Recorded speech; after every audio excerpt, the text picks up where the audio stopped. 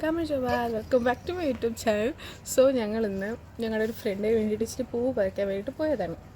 ഞാനുണ്ട്, അനഘയുണ്ട്. എടി ഇവിടെ മൊത്തം വെട്ടടിച്ച് സ്വന്തമായിട്ട് വെട്ടടിച്ചെടി, സ്വന്തമായിട്ട് വെട്ടടിക്കടി. ഇത് ഗൗരിയാണ്, കാണാമോ? ആ, അപ്പോൾ ഞങ്ങളുടെ ഒരു ഫ്രണ്ടിൻ്റെ ബർത്ത്ഡേ ആയതുകൊണ്ട് ഞങ്ങൾ പൂവ് പറിക്കാൻ വേണ്ടിയിട്ട് വന്നതാണ്. പൂ ഞങ്ങൾ കട്ടു, പക്ഷെ തെളിവ് കാണിക്കരുതാത്തത് ഞങ്ങൾ എടുത്തില്ല. ഇനി നമ്മൾ കുറച്ചുകൂടെ പൂ പറിക്കാൻ പോവാം. അപ്പോൾ പൂ പറിക്കുന്നത് കാണാം ഗൈസ്. ഞങ്ങളിതൊരു മരത്തിൽ നിന്ന് പറിച്ച ഇലയാണ്. എല്ലാം നമ്മൾ ഇങ്ങനെ ബഡ്ജറ്റ് ഫ്രണ്ട്ലി ആയിട്ട് ചെയ്യണം. ഫോറിൻ പിള്ളേർ, അബ്രോഡ്, ഇൻ്റർനാഷണൽ പഠിക്കുന്ന പിള്ളേരെല്ലാം ശ്രദ്ധിക്കേണ്ട കാര്യമാണ്. എല്ലാം ബഡ്ജറ്റ് ഫ്രണ്ട്ലി ആക്കുക. കാരണം കണ്ടോ എന്ത് ഭംഗിയുണ്ട് കാണാൻ. ഒരു കോളിഫ്ലവർ ഇരിക്കണോ ഇല്ലേ? ഇതൊക്കെ മൽബറിയാണ് ഗൈസ്. ഞങ്ങൾ പറിക്കുന്ന ശ്രമത്തിലാണ്. കണ്ടോ എല്ലാം ഒന്നും പഴുത്തിട്ടില്ല. ആടേ ഇതൊക്കെ പഴുത്തെടുക്കുന്നത്.